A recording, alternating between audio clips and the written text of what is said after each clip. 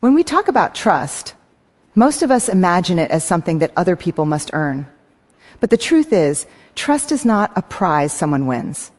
Trust is a practice, a slow, steady stacking of small moments that say, you matter, I matter, we are safe here. If you struggle with trust issues, I want you to hear this clearly. You are not broken. You are protecting something tender. And the fact that you're still trying, that you're even here, means you haven't given up on connection. That's courage. We often think trust collapses because of one big betrayal, but in my research, trust erodes in much smaller ways. The promises we break to ourselves, the boundaries we abandon because we want to be liked, the moments we silence our truth so we don't lose the room. When we don't honor our own integrity, we begin to distrust the world around us. Because here's the thing, we can't ask others to treat us with a level of care we refuse to give ourselves. Rebuilding trust starts with one brave step, choosing to believe that your story deserves respect, choosing to show up even when your knees shake, choosing to set boundaries that protect your heart without building walls that imprison it. Trust isn't fast, trust isn't easy, but trust is possible. And if you struggle with trust issues, it doesn't mean you are weak, it means you've lived, it means something mattered enough to hurt, and it means you still have the strength to try again, even if the attempt is quiet and trembling. So today, I want you to be gentle with yourself. Honor your heart, honor your history, and remember, every relationship, especially the one you have with yourself, is built the same way. One small, courageous act at a time. Trust is often imagined as a grand, dramatic gesture, something monumental that proves someone's loyalty all at once. But real trust doesn't arrive like lightning. It accumulates like rain. It's the subtle moments when someone keeps a small promise, shows up when they don't have to, or listens deeply without trying to fix you. These seemingly insignificant moments create the emotional architecture that lets us feel safe. When we assume trust comes from something big, we overlook the daily opportunities to build it. One of the most powerful findings in my research is that trust is built in the micro moments, tiny choices that tell someone you can rely on me. It's the text returned when you expected silence, the apology offered without defensiveness, the willingness to tell the truth even when it's inconvenient. These are not flashy acts, but they are deeply human ones. And they matter far more than the grand declarations we tend to chase. Because trust grows in small increments, it also requires presence. You can't be half in your life and expect full connection. You have to notice the opportunities, the moment to be honest, the moment to stay open, the moment to honor your word. Each one is a brick and a foundation. And we recognize that trust is a practice, not a performance. We stop waiting for perfect people and start appreciating consistent people. We begin to value reliability over rhetoric and integrity over intensity. And the relationships that emerge from this understanding are not built on dramatic highs, but on steady, meaningful patterns of care. Struggling with trust often carries a heavy layer of shame, as if it means something is fundamentally wrong with us. But the truth is far more compassionate. Difficulty with trust is usually a sign that you're guarding something meaningful. When you've experienced disappointment, betrayal, or abandonment, your heart learns to protect itself. That's not brokenness, that's survival. It's your nervous system doing its best to shield you from repeating the pain you once endured. And yet many people criticize themselves for being too cautious or too guarded without ever acknowledging the history behind those instincts. Your trust issues didn't appear out of nowhere. They were shaped by moments when you needed safety and didn't receive it. Understanding this softens the judgment and makes room for self-compassion. It helps you see that your reactions are not weaknesses. They're responses to lived experience. When you frame your struggle in this light, something shifts. Instead of labeling yourself as damaged, you begin to recognize yourself as someone who has felt deeply, survived deeply, and learned deeply. You realize that your reluctance to trust isn't a flaw in your character, it's evidence of how much your heart has carried. And that recognition alone is healing, because when we stop seeing our trust struggles as defects, we start treating ourselves with more kindness. We begin to honor our wounds rather than hide them. We make space for the truth that protecting yourself was the best you could do with what you had.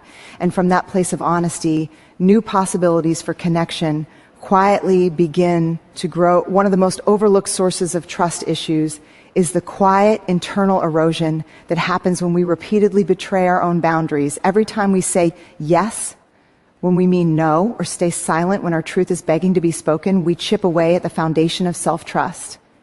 Over time, this creates a deep disconnection within us, a sense that we can't rely on ourselves to honor what we need. And when we can't trust ourselves, trusting others becomes almost impossible. It's easy to blame the outside world for our mistrust, but the truth is that it often begins in the places where we abandon our own integrity, when we ignore our intuition to avoid conflict, or let our values slide to maintain approval. We send ourselves the message that our needs are negotiable. That message doesn't just stay internal. It seeps into the way we view every relationship. We start expecting the world to disregard us because we have modeled that behavior for ourselves. Rebuilding trust begins with reclaiming our boundaries, gently but firmly. It requires recognizing the moments when we're tempted to self-abandon and choosing a different response, even if it feels uncomfortable, choosing honesty over pleasing, choosing rest over perfection, choosing our truth over the fear of disappointing others. These small acts of integrity begin to stitch self-trust back together, and as that internal trust strengthens, something powerful happens. Our relationships shift. We stop tolerating inconsistency and start valuing alignment. We no longer look to others to validate our worth because our own choices reflect it. And slowly the world begins to feel safer, not because people have changed, but because we finally stand rooted in our own authenticity. Rebuilding trust is not a single decision. It's a series of small, courageous choices that begin with how we treat ourselves. For many of us, the instinct is to push through, toughen up, or pretend we're unaffected. But healing doesn't come from tightening our armor. It comes from softening toward ourselves. When we approach our own pain with compassion instead of criticism, we create the emotional safety we've always wanted from others. Self-kindness becomes the first step in repairing the fractures within us. Courageous vulnerability is the next step. And it isn't about oversharing or exposing every wound. It's about allowing ourselves to be seen where it truly matters. Vulnerability sounds like, I'm scared, but I'm trying, or I need time, or I'm learning to trust again. These admissions are not weaknesses. They are declarations of honesty.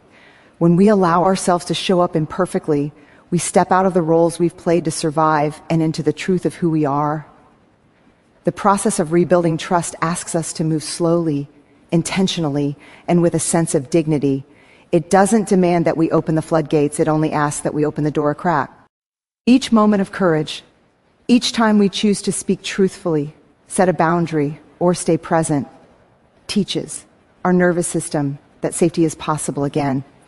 And those small moments begin to accumulate, gently reshaping our beliefs about connection. Compassion and vulnerability work together like two hands, one comforts, the other guides. When we soften toward our pain, we create room for courage. When we choose courage, we reinforce the belief that we are worth protecting and worth trusting. With every act of honesty and self-respect, we take another step toward the version of ourselves who feels grounded, whole, and capable of connection. Trust can feel like an impossible mountain when you've been hurt, but the truth is that trust is always within reach, just not all at once. It's a slow, layered process that honors your pace. Trust doesn't require you to leap. It asks you to inch forward with intention. And the beauty of this slow rebuilding is that it allows you to stay connected to your values. You don't have to rush, pretend, or perform. You simply have to keep choosing what feels true and grounded, even if those steps are small. Time becomes your ally in this journey. With time, you begin to see patterns more clearly. Who shows up, who listens, who respects your boundaries, and who doesn't. Instead of handing out trust like a gift, you learn to observe consistency. You realize that reliability is far more meaningful than charm, and that emotional safety comes from actions, not promises. This shift empowers you to build connections that align with who you are becoming, not who you once needed to be. Boundaries also play a crucial role. They aren't walls that shut people out. They're guardrails that keep you aligned with your truth. Boundaries help you distinguish between people who are capable of holding your heart and those who aren't ready for that responsibility. When you honor your limits, you protect your emotional landscape without isolating yourself from the possibility of genuine connection. Courage ties it all together. It's the courage to try again, to be seen again, to risk caring again. Not recklessly, not blindly, but bravely. Trust becomes possible not because life becomes easier, but because you become more anchored in yourself. And from that anchor, you're able to let others in, not perfectly, but authentically. And maybe the most important thing I can leave you with is this. You are worthy of relationships where trust feels natural, not forced. You are worthy of people who show up, who stay consistent, who honor your boundaries, and who treat your heart with the same gentleness you are learning to give yourself. Trust will not rebuild overnight. It won't rush. It won't rise on command. But it will grow in the presence of honesty, compassion, and courage.